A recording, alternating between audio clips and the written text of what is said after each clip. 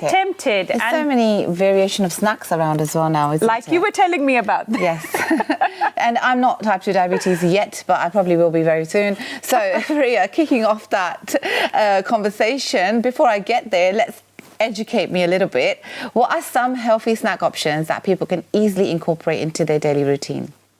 So, Tahreem, the first thing I wanted to mention was, because you want me to highlight about what healthy snacks are. The mindset behind snacking, it has always got a very bad rep. Just like both of you were discussing it as well, that you would be snacking or you're snacking more. First, we need to change the mindset that there's nothing wrong in including snacks in our diet. But traditionally, what has been happening is that the snacks which we have been including, they don't offer us a lot as far as nutrition is concerned.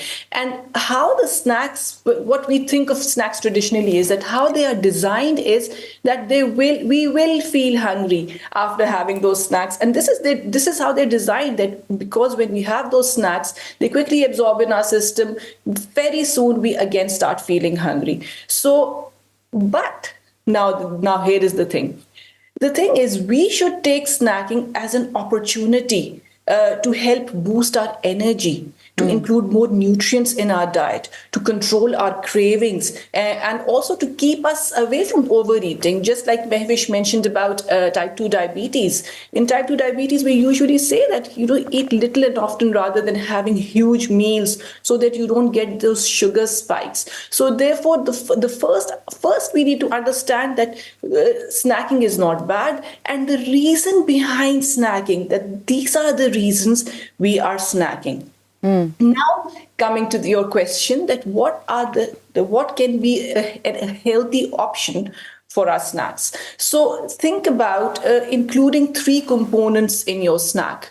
So when I say 3 components, you're thinking about adding a type of protein, adding a type of carbs, and adding a type of fats as well.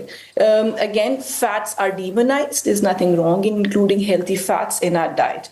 When I say include all these 3 components, not necessarily, that will be ideal. But from these 3, carbohydrates, protein, and the fats, even if you can include 2 as part of your snack, it will be amazing. Would you like me to give you some examples as well? Yeah, yes, absolutely.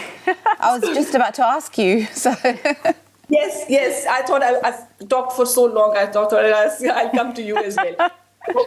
So as far as the examples are concerned, now let's think. When we think about carbohydrates, you're thinking about, your bread, rice cake, crackers, even your fruit and vegetables can be part of that.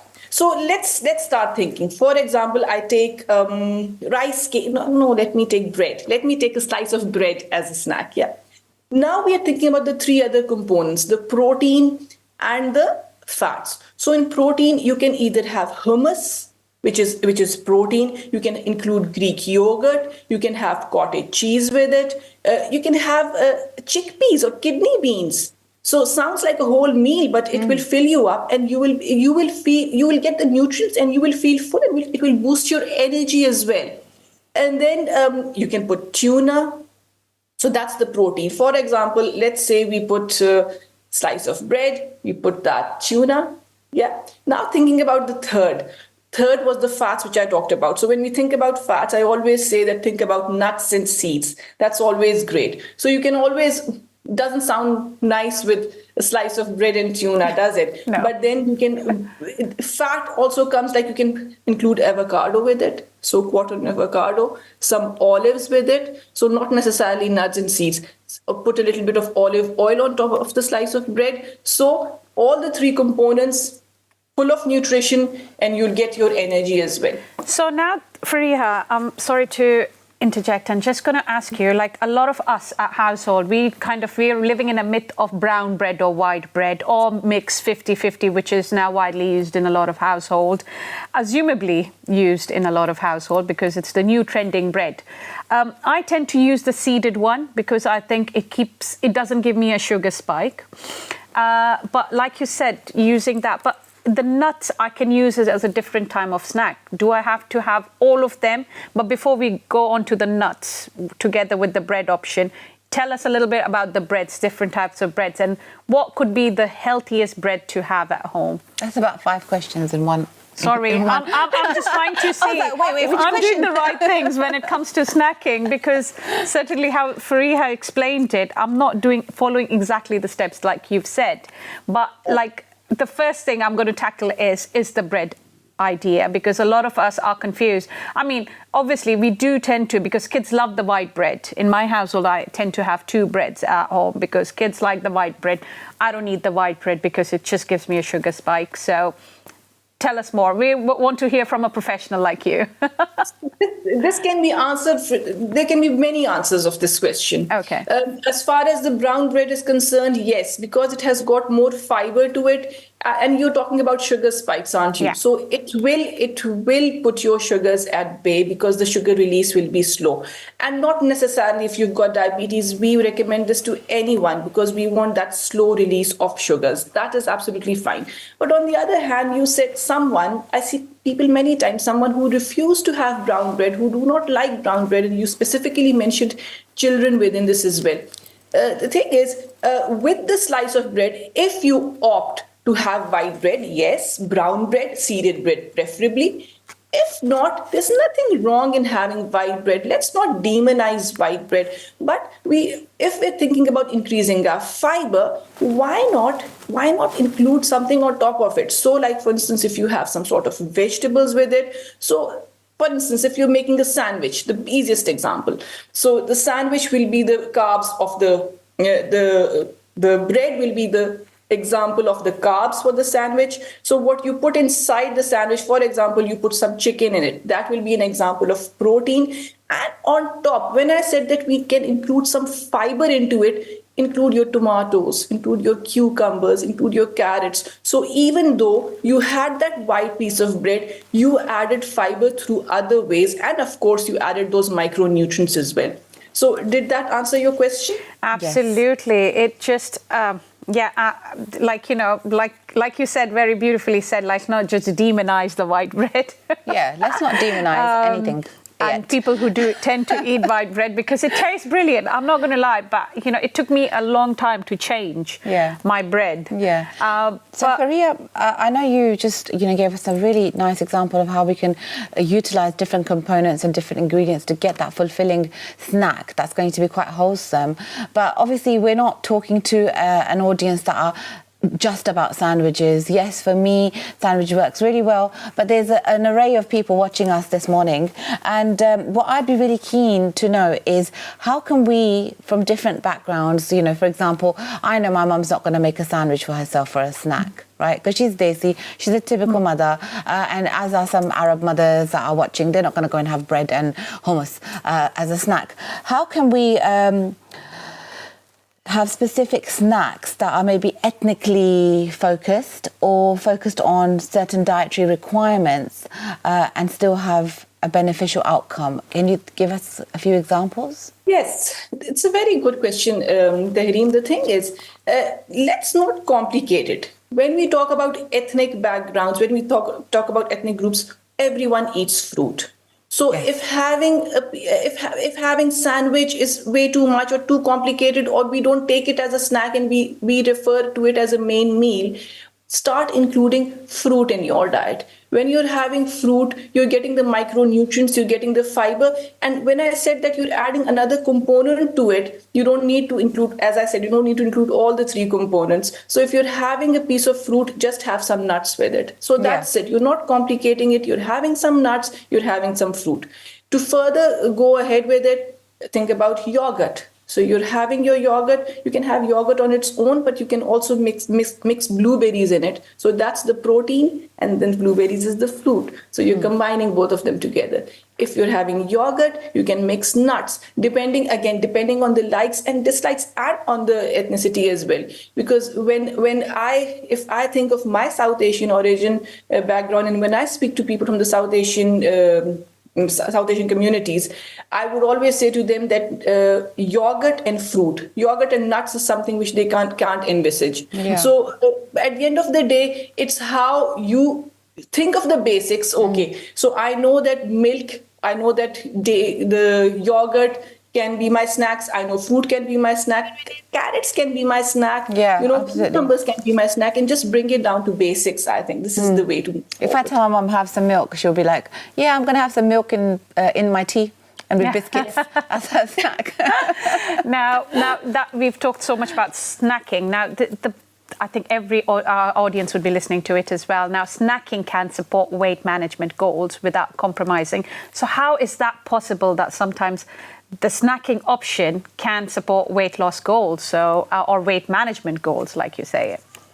Mehvish, of course it can, and this is something in my on my one-to-one consultations. I always encourage to include snacks, because when you're not eating for a long period of time, you're more hungry, and you'll end up having large meals. And when we're thinking about weight loss, obviously we're thinking about our portion sizes, and we're reducing our portions. When someone is eating little and often, the sugar levels will be at bay, so your sugar levels will not drop. Yeah. And secondly, when it's meal time, so if you've had a banana in between, if you've had your yogurts and blueberries, if you've had your sandwich, when it's your meal time, when it's your lunch and dinner time, you will not go crazy on your portions. So someone who's trying to lose weight, they can get their nutrition as well, and they can follow the portions as well, and end up losing weight. Absolutely. Faria, my problem is, I'm not going to, fluff around, is just my choice of healthier snack options is one, obviously. But the second one is the cravings. When I want a chocolate, I want a chocolate. And there could be a whole mountain full of almonds and cashew nuts in front of me, but I want that chocolate. So how can I stop myself from having that chocolate? So Tehreem, you're not alone. We're all the same. When we want to have chocolate, we want to have chocolate. So the thing is that, honor your cravings. If you feel like having chocolate, go for it. It's having them in large amounts, and it's having them regularly is where the problem comes. Here I would like to mention a little bit about mental split. You see, we are confusing our chocolates, our foods high in sugar, foods high in salt as snacks. They are not snacks. No. They are something which we enjoy. They are something which we indulge in. Yes? When we talk, and this is where I'm talking about the mental split. So think about, differentiate within them. So think about these, the chocolates and all, as an indulgence. And when we're talking about snacks, think about the foods, the components of different food groups which I mentioned. Think about those. That will help you clear your head. That is when you think that it is my snack time, you will say to yourself that yes, it is my snack time, which means I'm including nutrients in my body. When you think that I want to indulge in a chocolate, don't confuse it with snacks. Okay. Yeah, I think that for me is the biggest struggle. I think I need therapy for that. We need to speak to Fariha more often on that. So now, Fariha, as you have beautifully said shared that when it's snack time, do snack, and when you want to indulge in something sweet or savory, I'm a savory person, so if my go-to is the ready salted pack of crisps. No. So you indulge them at a different time, not use it as a snacking. And could you just share some tips tips for planning ahead to ensure that we have healthy snacks to go? Maybe if we are working, for example, me and Tehreem, we're here, so we've got something to just pack it in a bag or keep it with us, in order that when we snack, we are not looking for a chocolate or a biscuit nearby. So the first thing is, Mehvish, that, the famous quote that out of sight, out of mind, okay. Don't keep these things visible within the kitchen. So when you said when in a bag, don't keep your chocolate in your handbag. Don't have crisps in your cupboard. But I agree, we like to have them and we keep them in our kitchen. So there's nothing wrong in that. But again, being mindful that how much of them you keep with yourself in your kitchen or in your bag. The important answer to your question is that it's all comes down to meal prepping, how you're prepping. Just like you're planning your every day. Many people do that, they shop accordingly. Then so they plan that this is something which they'll be having in lunch, and this is something they will be having in dinner, and they plan it for the week, and then they shop accordingly. I would say that from now on, plan your snacks in it as well. Don't take them seriously. Take your snacks seriously. Yeah. So when you're prepping when you're making a meal plan for the week, include them as well, and whatever ingredients you want for those snacks. So for example, you want to have rice crackers, and or you want to include rice crackers, but they're not in your kitchen, so you can't have them. So if they're in your list, you're going there, you're getting your rice crackers, you're getting your nuts, and of course you're getting your fruit as well. So it all comes down to planning. Yeah, I mean that sounds so ideal and perfect. Knowing me, I'd probably spread Nutella on my rice cracker as well. But come in your bag, so don't worry about that. You said out of sight, out of mind. You said out of sight, out of mind. I dream about chocolate. It doesn't even need to be in my house. I'll be thinking, hey, I need a chocolate, and then I would go mad trying to find something in my house.